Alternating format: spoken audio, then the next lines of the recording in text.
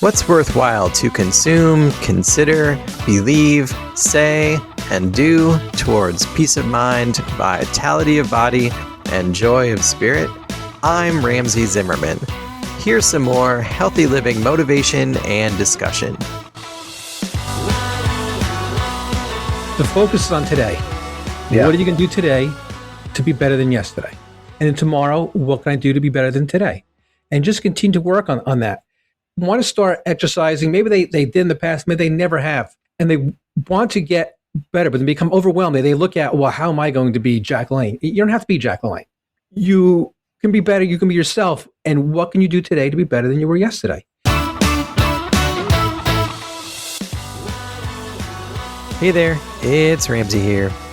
That was Dr. Michael Guadagnino. Dr. Michael is the author of Fitness Over 50, 60, 70, and Beyond, and a chiropractor based in New Jersey. We had a really fun conversation not only about health and fitness for us Gen Xers and beyond, but also about the good old days of drinking water out of the garden hose and running around outside till it was time to come home for dinner. Dr. Michael promotes common sense, incremental approaches for those of us of a certain age to stay in shape or get back in shape. This is a great episode to get some pointers and have a few laughs. I hope you enjoyed listening as much as I enjoyed chatting. Let's jump in. Hey, Dr. Michael, how are you doing today? Hey, how are you, Ramsey? Thanks for having me on. Yeah, absolutely. No, I'm doing great. Thanks for speaking with me today. So you are a chiropractor, an author, and a holistic health advocate. And you are based in Ramsey, New Jersey, which is fun for me because I didn't even know that there was a town in New Jersey that was named after me. So that's pretty cool. It's quite a coincidence. I guess I was destined to be on your show. Yes, I think that was it. So the title of your book is Fitness Over 50, 60, 70, and Beyond. So that's what I really want to talk to you about today. But let's talk about you for a little while first. So how long have you been a chiropractor, and how have you seen people's condition and physical fitness and things like that kind of change over the years? Yeah, great questions. I've been a chiropractor since 1991. I graduated in April 1991. So it's 34, coming on 35 years. I did receive my bachelor's degree in biology prior to my pre-med at the chiropractic school. I worked 1 year after I graduated it was an internship, and then I opened my practice after that. So I've been in practice like 33 years or so. How I've seen things change, I was probably on the technology. Some of the stuff I do in my office now, I use cold lasers.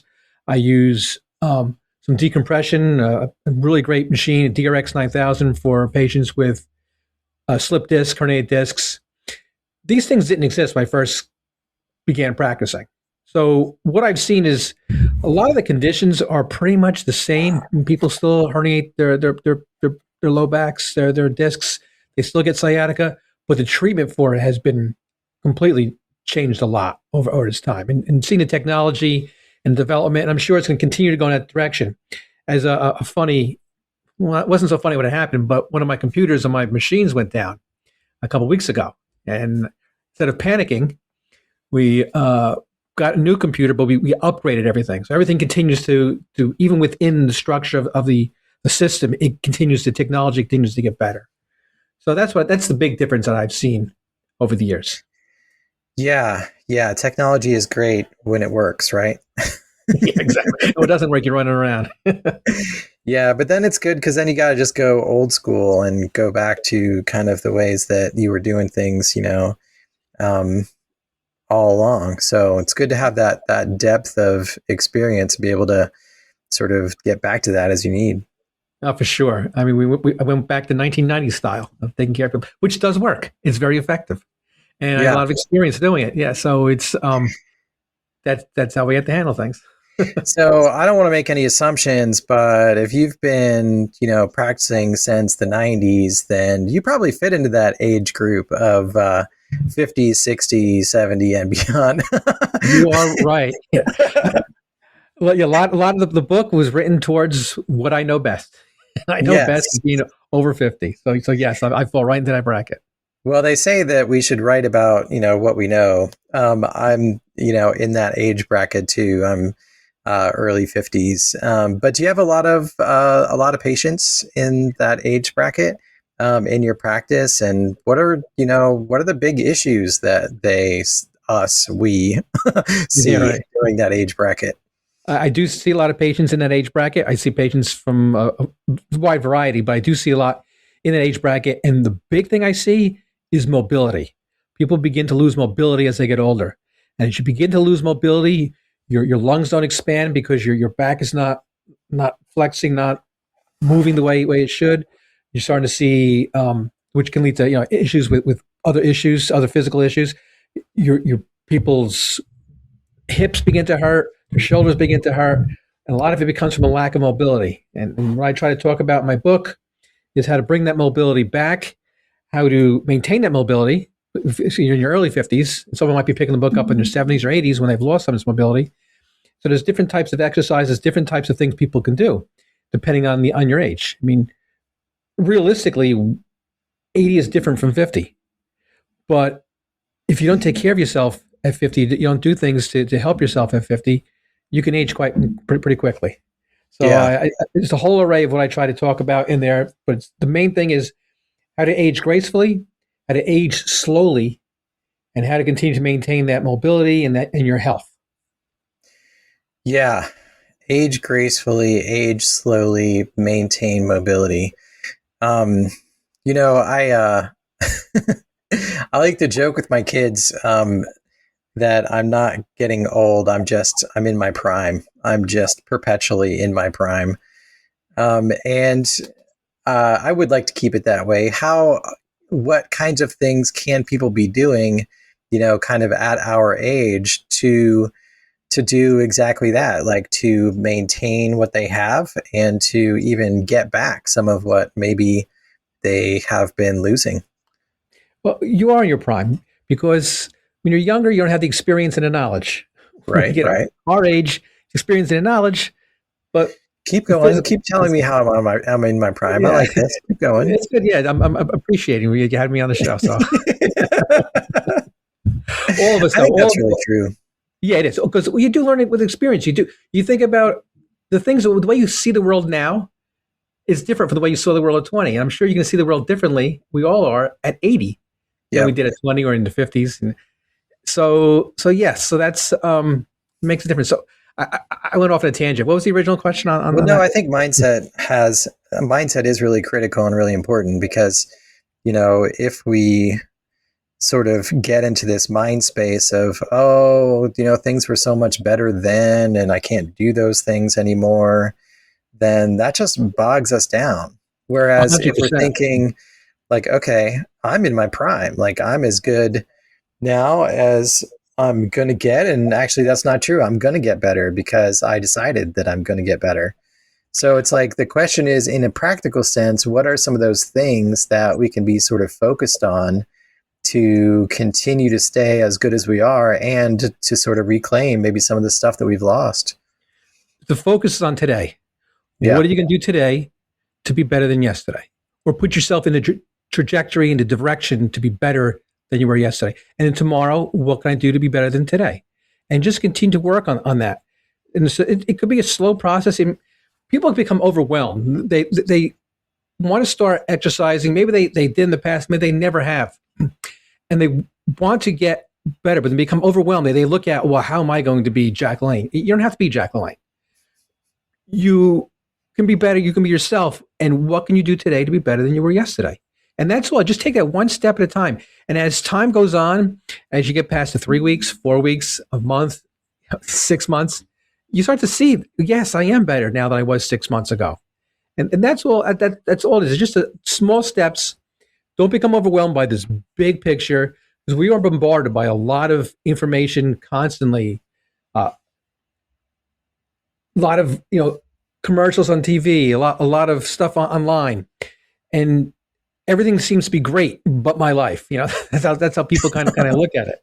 And it's not true. Just what do you want to do? What do you want to do today to be better than yesterday? So with mobility, what can we do to maintain our mobility or get it back? I mean, we're talking about like stretches. Are we talking about Mhm. exercises? What are we talking about? Uh, all of that. I mean, in my book, I discuss all from yoga to stretching to weights, to everything, and what fits in with in your lifestyle, what fits in your abilities. I mean, somebody in their 80s is not going to get underneath the bench and start throwing up at heavy weights. But there are things they have chair yoga. They have other types of things that you can work with just to keep that mobility. When you're younger, even if someone's younger, say they haven't, and then they're stiff, they're sore, they're out of shape. A lot of times I tell people just start walking. Just start walking. Get outside, breathe some fresh air. Even you just go to your end of your driveway and come back. In a week, maybe you can go down the street a little bit and come back, and that's you're better there. And just slowly, just use that mobility. Again, stretching. Yeah, stretching is good. Just to do stretching is good before you walk to help prevent injury, but it's also good to help the mobility. Whether it be just some simple exercises to stretch your neck, get your shoulders, your hips moving, your ankles. It all makes a difference. It all makes a difference to help prevent arthritis, to help with your blood flow, and that whole aspect of making myself better, making myself more healthy. Hey guys, do you ever feel like you're going to lose it? Are you doing your best, showing up at work and at home for your family, but struggling, tired all the time, snapping at people, hangry, restless, and not sure what's going on? Well, let me tell you, you need to get better before burnout. I'll send you a free PDF guide and tell you about the 12-week Better Before Burnout journey that we can take together. Visit what'sworthwhile.net to learn more. What do you say to somebody who is maybe, how do I want to put it? Who is maybe discouraged or feeling like they have already gotten, you know, down a path where their prescriptions have prescriptions and, it's hard to really do stuff. Like, how do you help people kind of come back from that? Yeah, that is a real issue. I tell people get yourself a notebook, write down your goals, write down the things that are bothering you, upsetting you, that you think you can't do, and then go back to those goals and incorporate them. Say I can't walk much. I have tons of prescriptions, and the goal might be I want to get off all these prescriptions. I'm not at all telling people what not. You got to talk to your prescribing doctor what to do, what not to do with that. I'm not giving that information, that advice. But what I'm saying is that create this write your goals down and then reverse engineer them. I want to lose 40 pounds is a great goal. So work backwards. Well, how are you going to do that? Yeah, and take up the steps, back and back and back until the very bottom steps. And when you do get discouraged, just go back to that book. Go back and see what is you can do to get yourself better, get yourself healthy, get yourself to reach your goals. And that actually could be for anything in life, not just your health. It could be in business, whatever. Write your goals and reverse engineer them, and then start on the bottom and just slowly work your way up, and then adapt as you go along. I mean, you might be able to skip one or two steps because it's so easy, or you might get stuck in a step, and you might have to kind of adapt to that. But just work your way through your goals, reverse engineer them, and try to stay positive. We all, life is not what we see in social media. There are things that get in our way. There are things that frustrate us, things that just makes life a challenge. And by writing things down, writing your thoughts down, and you can just get lost in them. Again, go back and see. You could write down too. I journal. I keep a notebook and things that when you're feeling positive, you're writing things down, and when you start to get down, go back and look at them again, and get yourself back in that mindset. Yeah. It's. I use the example that we're always swimming upstream like a salmon. The salmon's Yeah. always fighting. Nothing's easy, But that's what I'm just saying. Just start basic. Get yourself a notebook, a pen, and write everything down, and then start to assemble from there.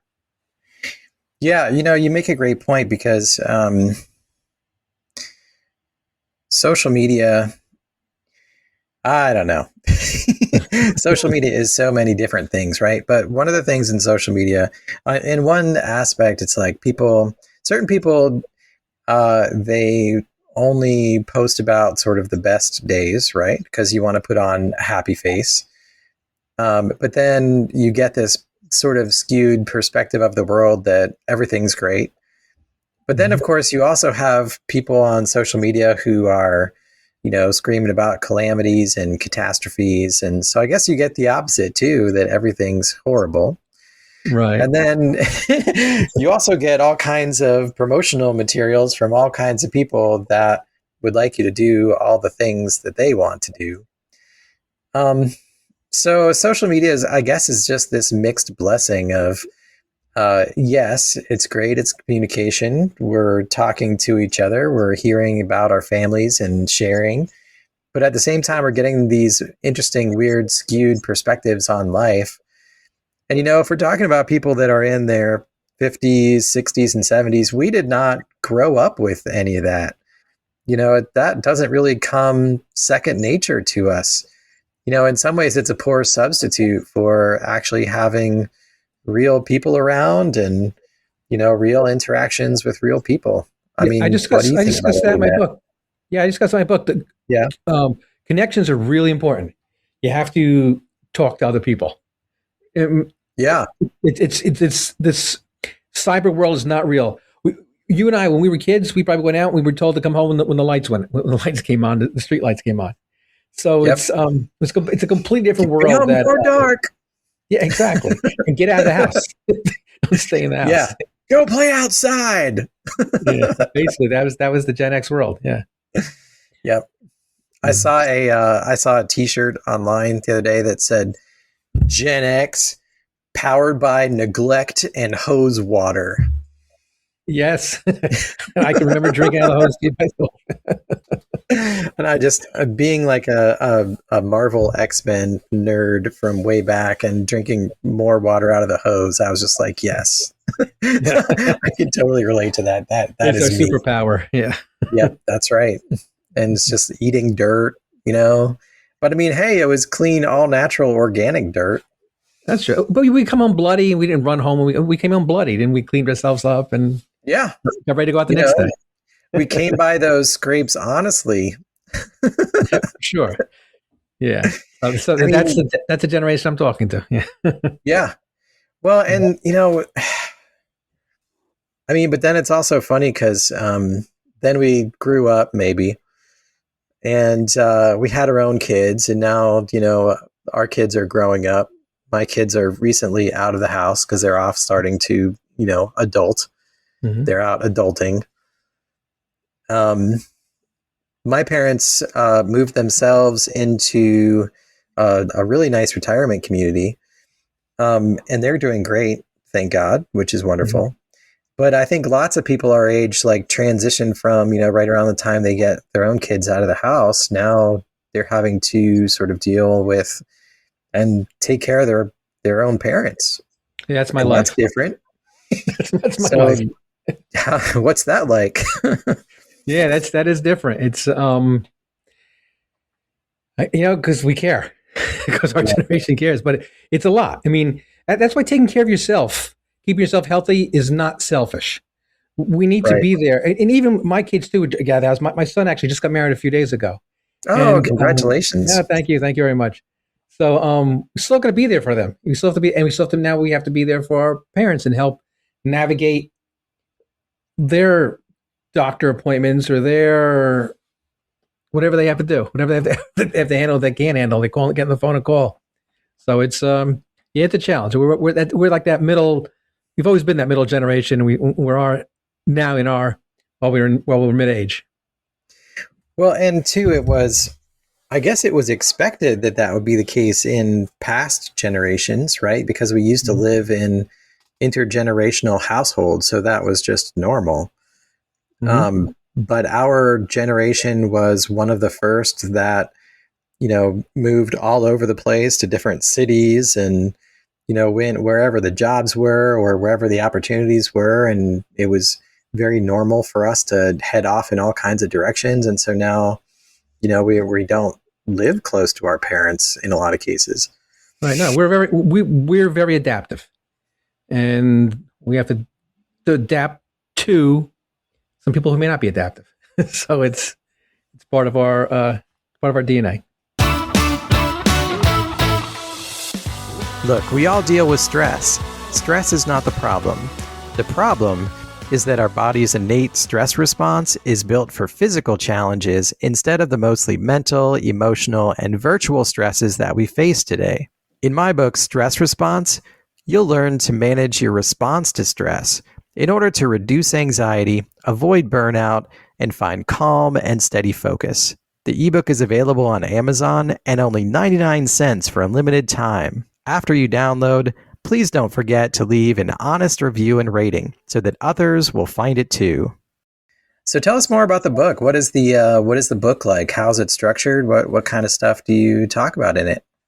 Yes. Well, the book came out in March of 2025, so it's still fairly new. And it's fitness over 50, 60, 70, and beyond. And the book has got a lot of scientific data in it. I have over 200 citations. So when you're doing a science topic, you can't just say something without having some sort of backing, some sort of data that backs it. So again, I have 200 citations. But the big thing is this is not a science book. This is not a biology book. It reads nice and conversational.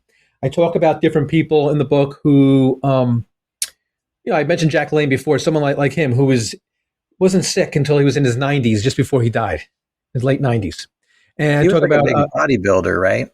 Oh, he's a big bodybuilder. He was big health. When he was a kid, he didn't take care of himself. He was a rambunctious kid. And then somewhere around 15, 16 years old, he had an epiphany and he decided to get into weightlifting and eating right. And from there, he developed a career he used to be on television all the time, trying to teach people how to do exercises. And he was an entrepreneur in this market space before this space really existed the way it does now.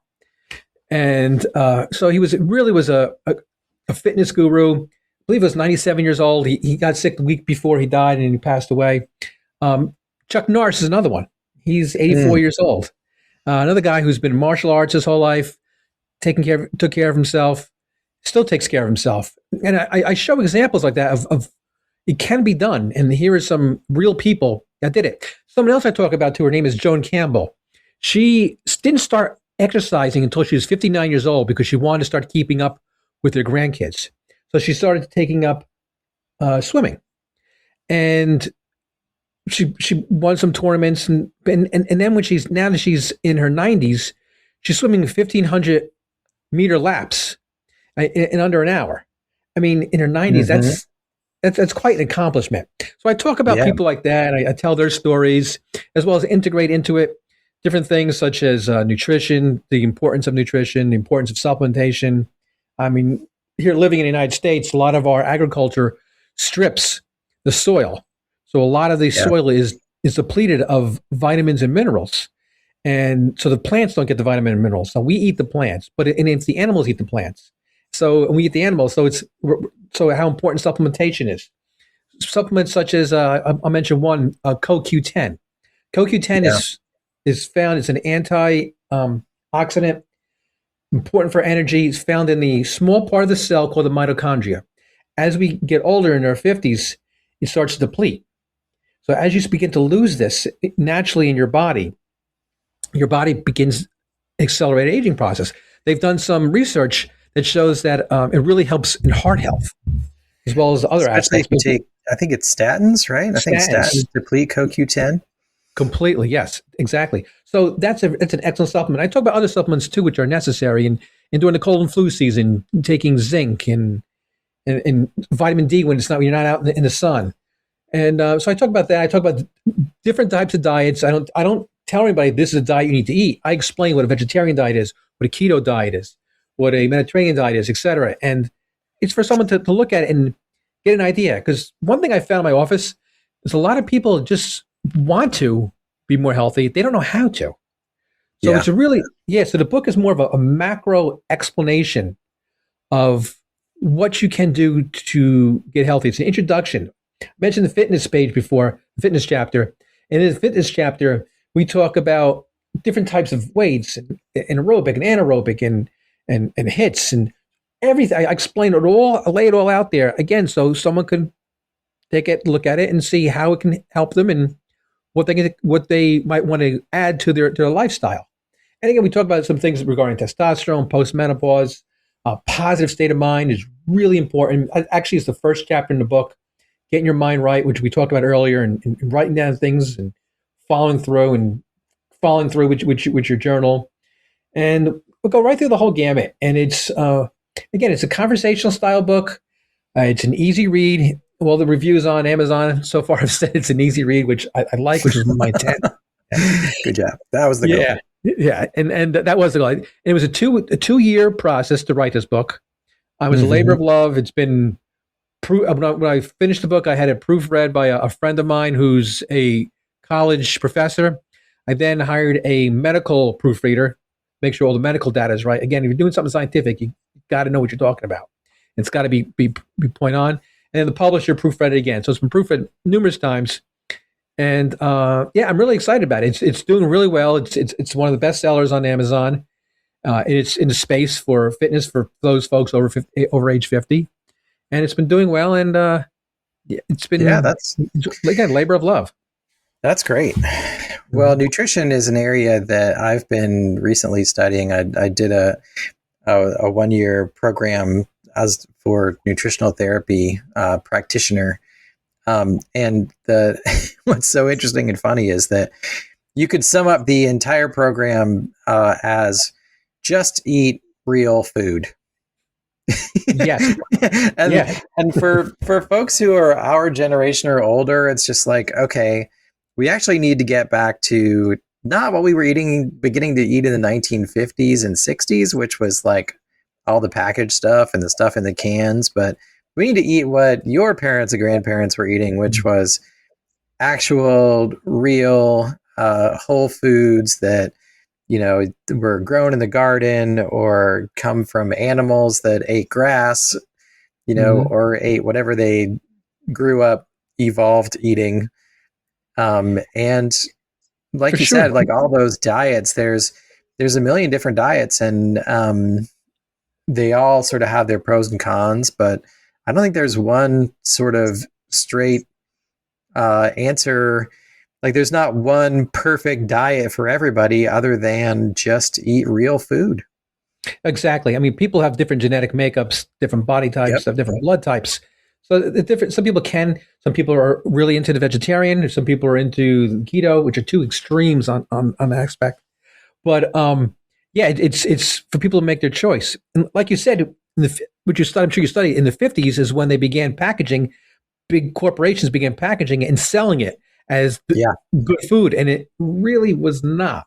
And as time goes on, we learned how bad sugar is, the bad sugar, not the stuff that's found in apples and oranges, not the glucose, fructose, but and how the packaging and the processing of food and the stuff that you and I ate as kids, and we were shoved all these different cereals when we were kids that was supposed to be part of a fortified breakfast or part of a good breakfast. So it's part of this balanced breakfast, when you have to add like 4 other things to it to make it look like the sugar cereal is something that you shouldn't actually eat. Like that should be your first hint. Yeah, exactly. You have this whole wheat toast with real butter and a glass of milk and a glass of orange juice. Yeah. Then the sugar cereal is nutritious. Well, you could just skip the sugar cereal altogether, but exactly. But so that's what. So it's a lot of what you said is just eating. One thing I mentioned too in the book is the more ingredients, stay away from that. Yeah. Go for the less ingredients, that type of stuff. Yeah. And if you can't pronounce the ingredients. Yeah, if you remember, there's a couple of years ago, they were selling some kind of ice cream or something on and they were looking at a natural ice cream versus a non-natural ice cream, and they mentioned they're reading the ingredients, and they were like locust beans. I was like, you don't know what it is. It may not be right for you. Yeah. Well, you got to really watch out when it's just locusts. Yeah, it's true. Although I guess that I hear they're good with honey. Yeah, it's protein. But it takes a wild character to enjoy locusts and honey. But anyway, we digress.